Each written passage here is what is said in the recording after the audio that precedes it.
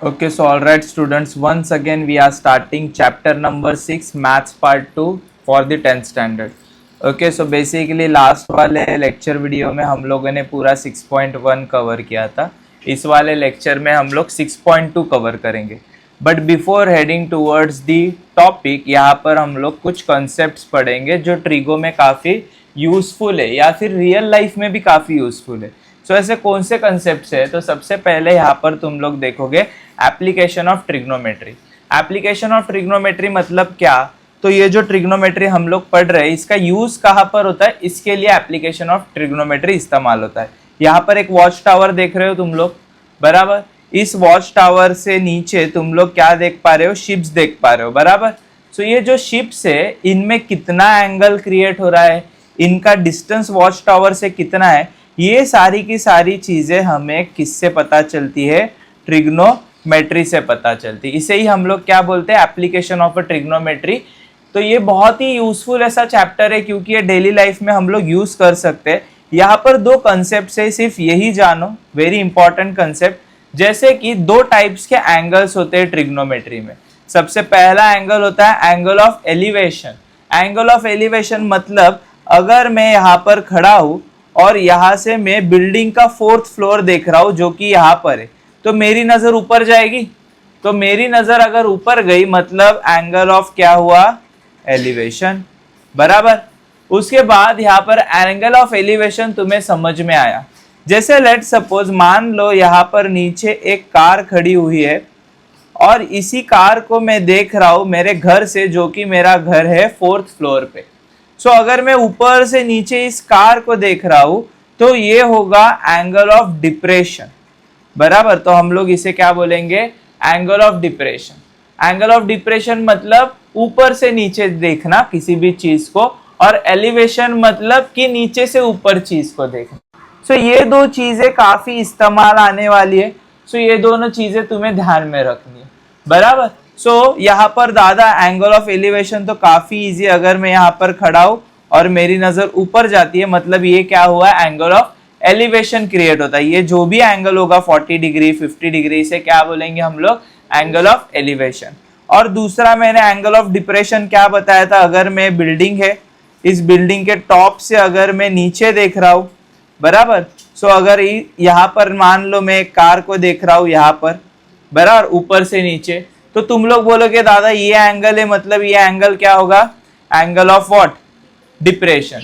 But ऐसा नहीं होता. Angle of depression vertical line के ऊपर होता है. वर्टिकल लाइन मतलब कि अगर मैं ऐसे एक वर्टिकल लाइन ड्रॉ करूं, मान लो ये मेरे बिल्डिंग का घर था, ये वाला पॉइंट, बराबर, और यहां से मैंने एक स्ट्रेट अज्यूम करने वाली लाइन ड्रॉ कर दी. अभी यहां से जो एंगल बनेगा इस नीचे कार तक, लेट सपोज 60 डिग्री का एंगल बना, तो ये मेरा क्या होगा? Angle of depression. कई बच्चे एंगल ऑफ डिप्रेशन इसको समझ लेते हैं, बट ये आंसर तुम लोग का क्या आएगा? रॉन्ग आएगा. एंगल ऑफ डिप्रेशन निकालने के लिए क्या निकालना पड़ेगा? एक हॉरिजॉन्टल लाइन. एक हॉरिजॉन्टल लाइन निकालो और ही तुम लोगों का तभी क्या निकलेगा? Angle of depression. फिर एंगल ऑफ एलिवेशन के लिए दादा हॉरिजॉन्टल लाइन की जरूरत होती है क्या? तो नहीं. एंगल ऑफ एलिवेशन होता कहां से श्रेयस? तो जमीन से ही होता है ना. जमीन से ही हम लोग किसी भी चीज को ऊपर देखते हैं. तो ऑलरेडी यहाँ पर कौन सी लाइन है? हॉरिजॉन्टल लाइन है ना नीचे. सो ये जो बीच वाला एंगल बनेगा उसे ही हम लोग क्या बोलेंगे? Angle of elevation. But depression में हमें एक हॉरिजॉन्टल लाइन क्या करनी है? ड्रॉ करनी है, और तभी हम लोग एंगल ऑफ डिप्रेशन बताएंगे. So hope you understood the concept. किसी बच्चों को कुछ डाउट है ये दो कंसेप्ट के अंदर? तुम्हें समझ में आया है? तो आगे देखो, जैसे मैंने टेबल ड्रॉ करना तुम लोगों को सिखाया था, अभी ये टेबल ही काफी इंपॉर्टेंट है. इसका ही हम लोग यूटिलाइज करने वाले आने वाले क्वेश्चंस में. ओके, तो ये टेबल होपफुली सभी बच्चों को ड्रॉ करना आता है. So now let's move forward. जिसे नहीं आता तो पिछले वाले लेक्चर वीडियोस में मैंने समझाया है कि कैसे इसे बिना देखे ड्रॉ करना है. Okay, now let's move forward. और एक पहला क्वेश्चन हम लोग पढ़ रहे. क्या है पहला question? A person is standing at a distance of 80 metre from a church looking at it top. बराबर. एक इंसान जो है वो स्टैंड किया हुआ है. लेट सपोज ये एक इंसान है और ये कहां पर देख रहा है, चर्च के टॉप को देख रहा है, बराबर। लेट सपोज चर्च का टॉप ये है, ये चर्च की बिल्डिंग है, अभी जो मैंने वर्टिकल लाइन मारी है इसे हम लोग क्या बोल देते हैं, चर्च की बिल्डिंग। इसे नाम देता हूं सी बी, और इंसान कहां पर खड़ा है, तो ए पॉइंट पे इंसान खड़ा है, बराबर। सो ये जो डिस्टेंस है ये हमें पता है कितना है, 80 मीटर, क्योंकि उन्होंने बताया, देखो distance from a standing person to a church कितना है, 80 मीटर का डिस्टेंस है। अभी बिल्डिंग कौन सी भी होगी तो 90 डिग्री में ही होगी ना वो, बराबर, टेढ़ी मेढ़ी बिल्डिंग तो नहीं होगी। सो 90 डिग्री यहां पर आ गया। उसके बाद जब भी वो देख रहा है तो एंगल ऑफ एलिवेशन कितने का हो रहा है, 45 डिग्री, 45 डिग्री का एंगल ऑफ एलिवेशन हो रहा है। Find the height of the church, height find out करनी है। यहां पर श्रेयस ध्यान दो, अगर हाइट हमें फाइंड आउट करनी है तो क्या करेंगे, हाइट फाइंड आउट करने के लिए एडजेसेंट है, ऑपोजिट लगेंगे ना अपन, देखो ऑपोजिट अपॉन एडजेसेंट, तभी तो हमें मिलेगा ना हाइट भी। देखो अगर ये वाला मेरा एंगल है और मुझे इसे फाइंड आउट करना है, ये क्या होता है रे, ऑपोजिट होता है, और ये हमारे पास ऑलरेडी एडजेसेंट। सो मैं कौन सा फॉर्मूला यूज करूंगा, तो मैं इस्तेमाल करूंगा tan 45 degree is equal to opposite upon adjacent. तो मैं वापस लिखूंगा tan 45 degree is equal to opposite क्या है, तो BC, एडजेसेंट क्या है, AB। tan 45 का वैल्यू बच्चों पता है क्या क्या होता है, देखो इस टेबल में तुम लोग देख पाओगे, tan और 45 ये है ना, मतलब क्या 1 है, 1 वैल्यू है उसकी। तो यहाँ पर मैं tan 45 के जगह पे अभी क्या लिखूंगा, सिर्फ 1, BC के जगह पे BC, AB के जगह पे क्या लिखूंगा मैं प्रचिति, 80। मुझे बताओ BC 80 को लात मारेगा तो 80 into 1 is equal to BC, और BC का भी वैल्यू हमें कितना मिलेगा, मतलब ये चर्च का हाइट कितना है। आया समझ में कैसे सम को सॉल्व करना है, बराबर। इसी तरीके से हम लोग सॉल्व करेंगे, बट मैं यहाँ पर तुम्हें एक्चुअल मेथड ऑफ राइटिंग सिखाने वाला हूँ। Just give me 2 minutes, okay. तो यहाँ पर देखो, हाँ रुपेश, हाँ एंगल दिया रहेगा, कई बार एंगल नहीं दिया रहेगा, वैल्यूज अलग दिए रहेंगे, तो मैं हर एक चीज तुम लोग को समझाऊंगा। जैसे क्वेश्चन नंबर 1 है तो हम लोग सारे के सारे क्वेश्चंस करेंगे, ओके। सो आगे देखो, यहाँ पर मैं सॉल्यूशन लिखने वाला हूँ। कैसे सॉल्यूशन लिखेंगे, तो जैसे मैं लिख रहा हूँ वैसे ही सॉल्यूशन में लिखूंगा, ओके। सबसे पहले हम लोग लेट करेंगे ना, क्या लेट करेंगे, let A B the position of the person, जो भी इंसान था उसका पोजीशन हम लोगों ने क्या बोल दिया, A, and BC be the church, बराबर, या फिर हाइट ऑफ द चर्च तुम लोग बोल सकते हो। BC को क्या कंसीडर कर दिया, चर्च कंसीडर कर दिया। यहाँ पर एक मैं रफ डायग्राम बना रहा हूँ, ऐसे एक स्टैंडिंग, ये ऐसे मैंने एक डायग्राम बना दिया, ये आएगा 90 डिग्री, BC मतलब ये चर्च है और A मतलब ये इंसान है, बराबर। और उसके बाद यहाँ पर ही क्या बन रहा है, एंगल ऑफ एलिवेशन कितने डिग्री का बन रहा है, 45 डिग्री, और ये कितना है, 80 मीटर, बराबर। अभी आगे मैं लिखूंगा देयरफॉर, हमें जो इंफॉर्मेशन पता है, मतलब हमें क्या पता है, तो जो AB है, बराबर। सो तुम लोग बोल सकते हो जो AC है, क्या पता है हमें, AC, एक सेकेंड, AC जो है वो कितना है, 80 मीटर है, बराबर। AC कितना है, श्रेयस लक्ष्य दे उबरा। सो AC कितना है यहाँ पर, तो 80 मीटर है, बराबर। सो मैं लिखूंगा AC 80 मीटर है, और मेजर एंगल कौन सा है, BAC, वो कितना है, 45 डिग्री, कितना डिग्री है, 45 डिग्री। सो अगर ये चीजें हमें पता है तो मैं बोल सकता हूं इन ट्रायंगल ABC हम लोग क्या बोल सकते हैं कि ये जो ट्रायंगल है, कौन सा ट्रायंगल है, राइट एंगल ट्रायंगल। कौन सा ट्रायंगल है ये, राइट एंगल ट्रायंगल। इसीलिए मैं बोल सकता हूं कि tan 45 क्यों लिया, ये समझो, tan 45 क्यों लिया जाता है, क्योंकि tan क्या होता है, ऑपोजिट अपॉन एडजेसेंट, और एडजेसेंट का वैल्यू है ऑपोजिट निकालना है, इसीलिए हम लोगों ने क्या लिया, tan 45 लिया। तो यहां पर मैं लिखूंगा tan 45 इज इक्वल टू, जो भी हमारा क्या था, लेट सपोज ऑपोजिट क्या है, BC अपॉन AC, बराबर। सो मैं लिखूंगा tan 45 का वैल्यू कितना आता है 1, BC के जगह पे BC, AC के जगह पे क्या आएगा 80। सो ये 1 into 80 is equal to BC होने वाला है। दैट मीन्स हमें BC का जो फाइनल वैल्यू मिलेगा वो कितना मिलेगा 80 मीटर। काफी इजी है, सभी बच्चों को समझ में आया है। लास्ट वाला फाइनल आंसर हम लोग कैसे लिखेंगे, therefore the height of the church is 80। आया सभी बच्चों को समझ में कैसे सॉल्व करना है? देखो ये इसे आ रहा है समझ में, इजी है फर्स्ट वाला क्वेश्चन।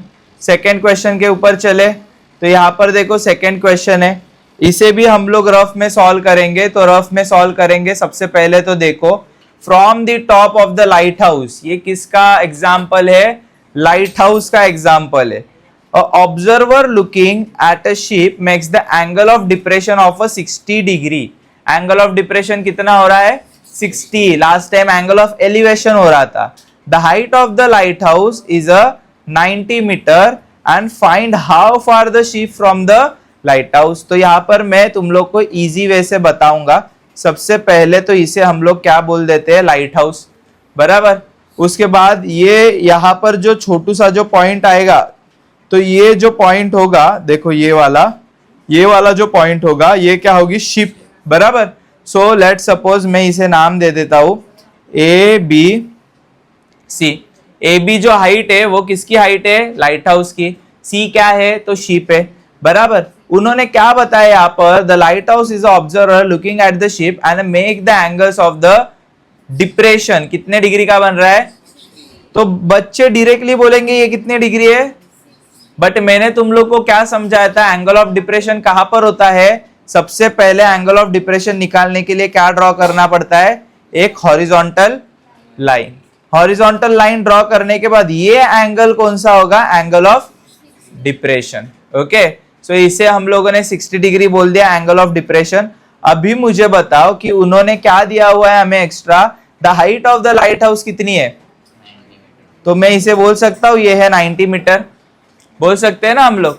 सो हमें निकालना क्या है बेसिकली, तो अच्छे से अगर पढ़ोगे तो पता चलेगा, the find the how far the ship is from the light house, मतलब ये निकालना है ना BC, बराबर।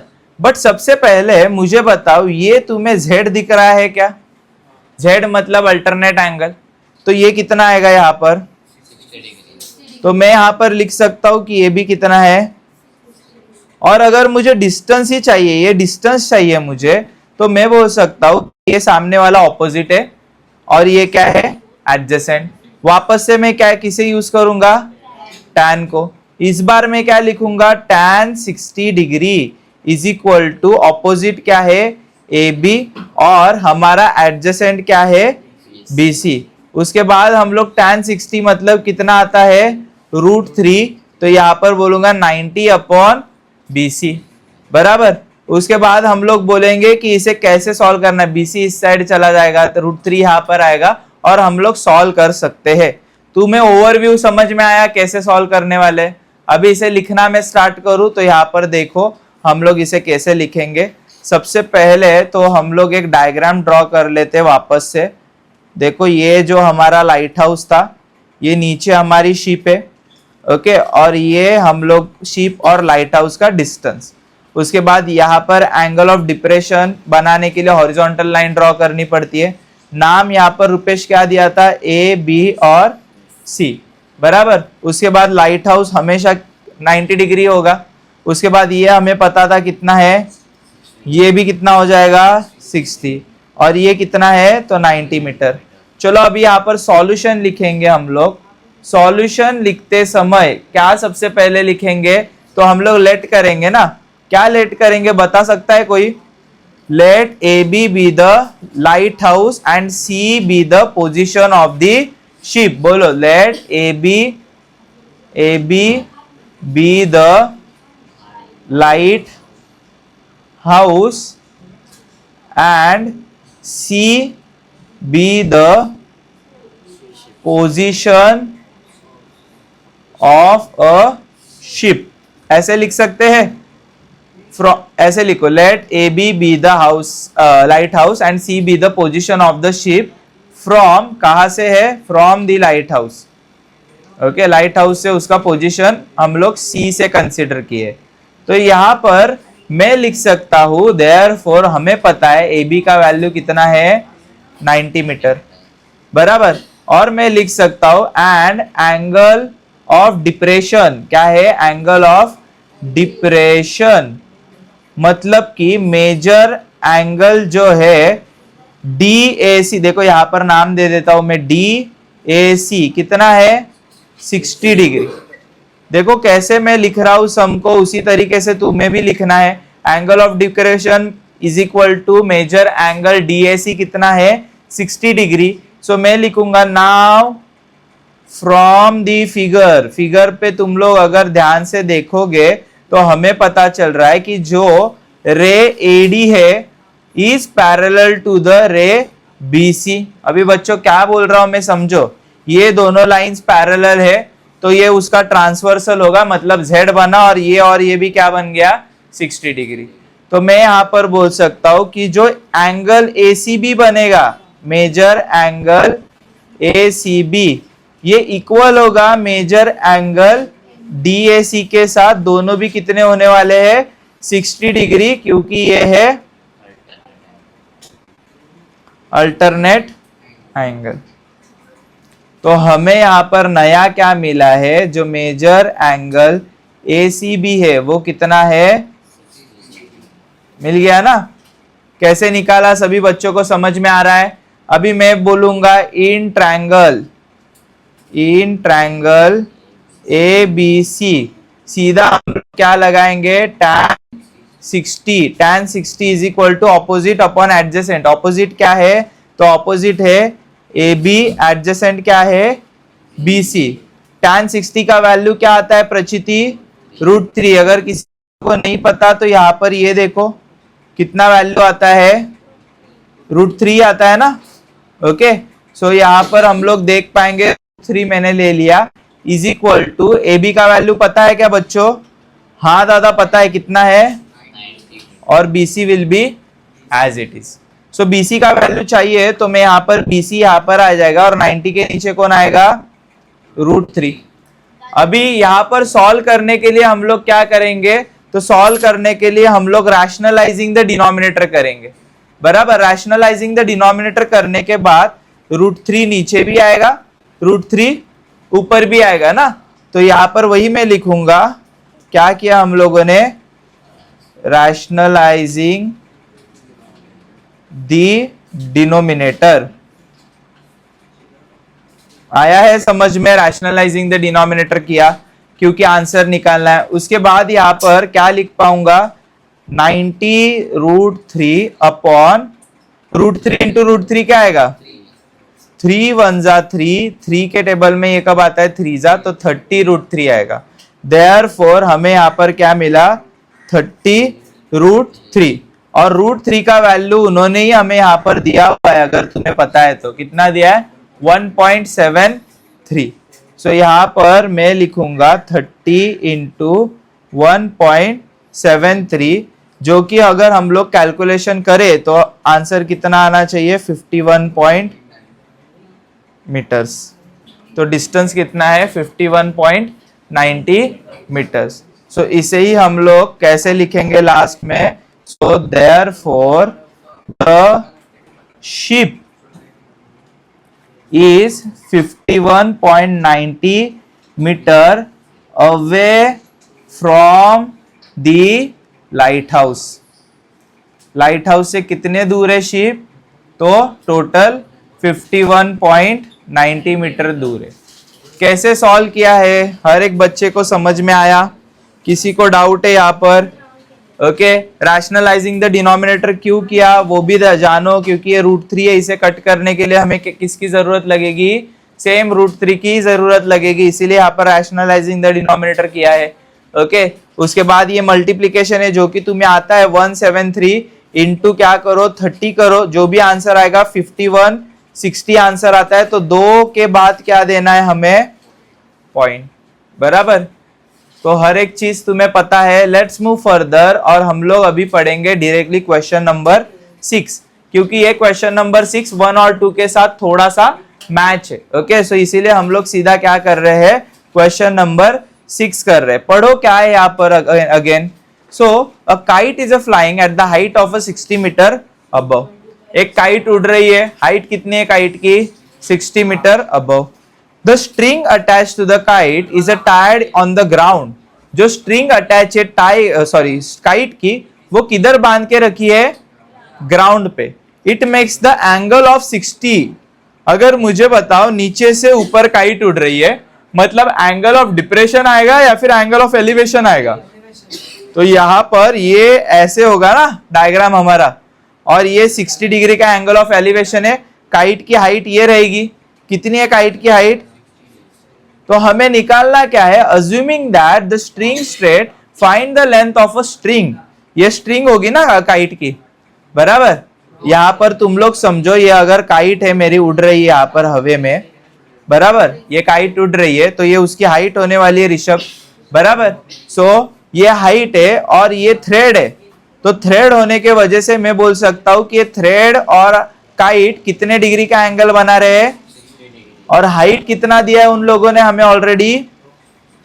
तो जितना थ्रेड लगेगा ना, उस थ्रेड कितने मीटर का थ्रेड लगेगा वो बताओ, मतलब ये बताओ। तो ये बताने के लिए हम लोग साइन इस्तेमाल करेंगे, कॉस इस्तेमाल करेंगे या फिर टैन। साइन क्यों, क्योंकि साइन क्या होता है, ऑपोजिट अपॉन हाइपोटेन्यूस। आया समझ में। पिछले बार टैन क्यों इस्तेमाल कर रहे थे, क्योंकि हमें हर बार क्या निकालना था, और एडजेसेंट निकालना था, इसीलिए ऑपोजिट अपॉन क्या ले रहे थे।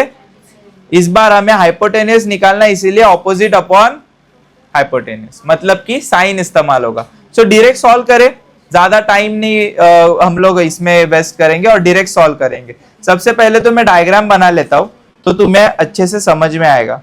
इसे हम लोग हाइट ऑफ द काइट बोल देते हैं, और ये स्ट्रिंग है काइट की, बराबर।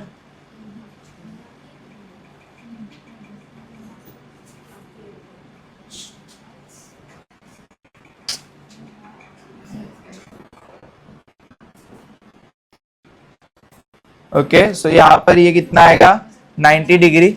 हाइट कितनी है काइट की, 60 मीटर। इसको नाम दे देता हूं ए बी सी, और ये कितने डिग्री का है, ठीक है। चलो अभी क्या क्या हम लोगों को लिखना है सॉल्यूशन में, कोई बता पाएगा कैसे सॉल्यूशन लिखेंगे। सबसे पहले लेट से शुरुआत करेंगे। क्या क्या लेट किया है यहाँ पर, let A B B the height of which the kite is flying. यहां पर क्या लिखूंगा, let the A B the height at which the kite is flying, लिख सकता हूं ऐसे। एंड दूसरी चीज हम लोग क्या लिखेंगे, एंड पॉइंट सी जो है, कौन सा पॉइंट सी, ये क्या होगा प्रचिति,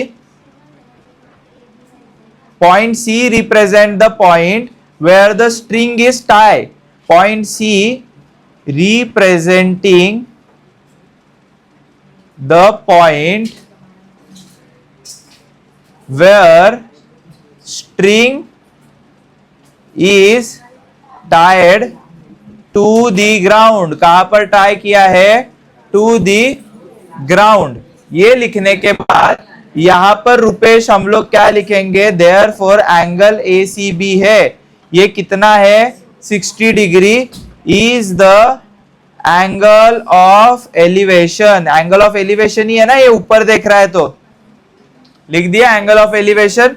उसके बाद मुझे बच्चों बताओ, अगर एसीबी हमारा 60 डिग्री है, मतलब ये हमारे पास एसीबी का वैल्यू 60 डिग्री है, ऑलरेडी हमें मिला हुआ है, तो मैं बोलूंगा कि हमारा जो ट्रायंगल है जिसका नाम क्या है, A B C, is a right angle triangle है ना। कौन सा ट्रायंगल है ये, राइट एंगल ट्रायंगल।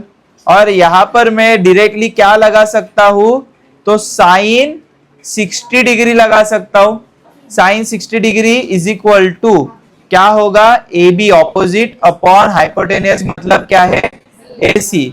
साइन 60 का वैल्यू किसी को पता है क्या? 3/2 होता है, चेक करो, √3/2 है क्या?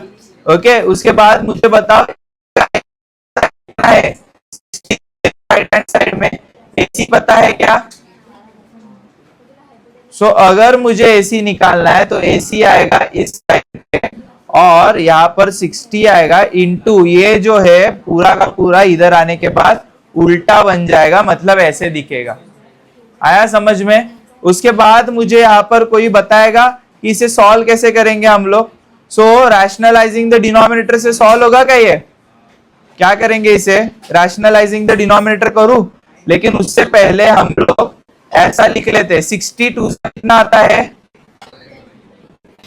फिर उसके बाद अभी मैं यहां पर क्या करूंगा, रैशनलाइज द, तो यहां पर मैं रीजन लिख देता हूं, रैशनलाइज द डिनोमिनेटर। आया समझ में, रैशनलाइज द डिनोमिनेटर। अभी हम लोग कैसे सॉल्व करेंगे, किसी बच्चों को आएगा आगे का, काफी इजी है दादा, सबको आएगा। AC इज इक्वल टू 120√3 और नीचे क्या आएगा, √3 इंटू, ओके। सो यहाँ पर मैं लिखूंगा 3 1 3 के टेबल में 12 कब आता है, 4 और एक 0 कट हुआ तो आएगा 40√3। क्या आएगा आंसर, 40√3। तो AC का वैल्यू जो है वो है 40 इंटू √3 और AC is equal to 40 into √3 का वैल्यू दिया है उन लोगों ने, कितना दिया है, 1.73 मल्टीप्लाई करोगे तो हमें आंसर मिलेगा 69.20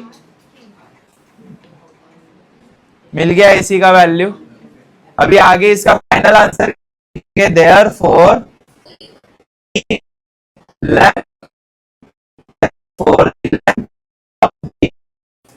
string is 69.20 मीटर।